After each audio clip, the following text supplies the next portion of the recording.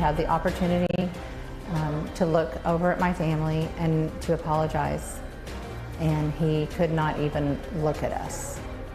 All new at 10 o'clock, that is the woman at the center of a sexual abuse case, speaking exclusively tonight with CBS News Texas. After the founding pastor of Gateway Church, that man right there, Robert Morris, pled guilty today to abusing her when she was a child. It is a story that we have been on top of since the allegations came to light in June of last year. That is when Morris resigned from Gateway Church in Southlake. But now, a year and 3 months later, Morris is in jail. And I do mean now. Morris pled guilty to 5 counts of lewd or indecent acts of a child for molesting a young girl, Cindy Clemishire, in Oklahoma 4 decades ago. Part of his plea deal now means spending 6 months behind jail in Osage County and 9.5 years probation, which could be spent in the Dallas area. He will also have to register as a sex offender and pay $270,000 in restitution. Our Andrea Lucia has been on this from day one. She's joining us live tonight from Pawhuska, Oklahoma. And you spoke exclusively with Cindy Clemishire. What did she tell you tonight?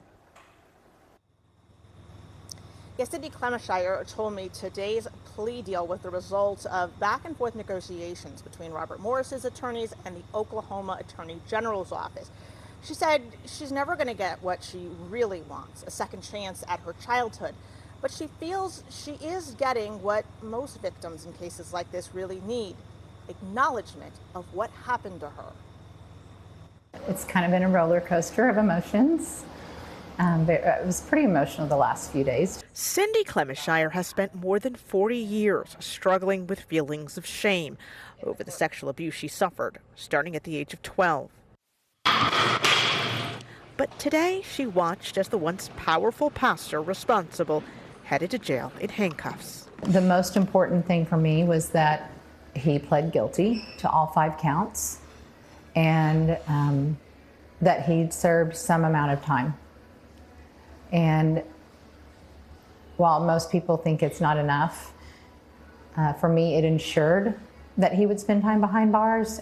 She had a chance to address Robert Morris, recalling how for years he threatened her to stay silent. He kept telling me that if you tell anyone, it will ruin everything. And I carried that with me for decades. And today I got to tell him, it wasn't me, it was you. It was when her sister spoke in court, though, that Clemishire began to cry. I think it makes me emotional now because, she acknowledged that I may have been different. There are things in my life that would have been different. What would I have accomplished in the last, 38 years if I wasn't carrying the burden that I've carried?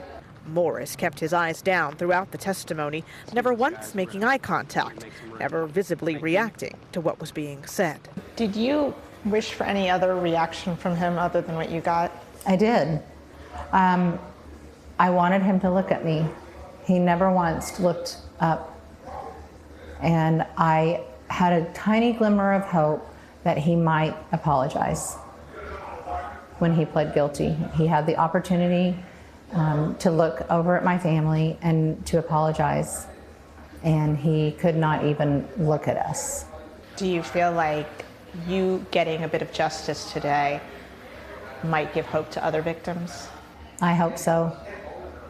I hope it gives them hope that they don't have to live under the shame.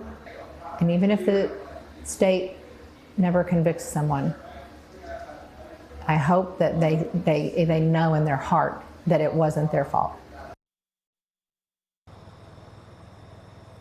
Robert Morris was joined in court by his wife, his children, his father. He took the opportunity to hug each one of them and kiss his wife before the hearing began, knowing he would be headed directly to jail once it was over. An attorney for Morris also released a statement saying he pled guilty because he wants to accept responsibility for what he did, and that in an odd way, he looks forward to fulfilling his penance. He also said that Morris asked him to tell Clemishire and her family that he sincerely apologizes for his actions. I asked Clemishire about that. She told me that apology would have meant something if Morris had delivered it himself when he had the chance.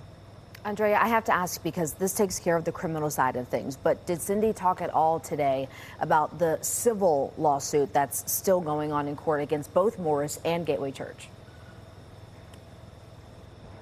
Yeah, absolutely. She's very much committed to continuing to pursue that as well. In fact, she spoke in court today about how the abuse itself was horrific, but she said when Morris and the church released what she considered false and misleading statements insinuating that his relationship with her as a 12-year-old was consensual, she says it made everything so much worse, and it made her, the victim in all of this, a target of public criticism.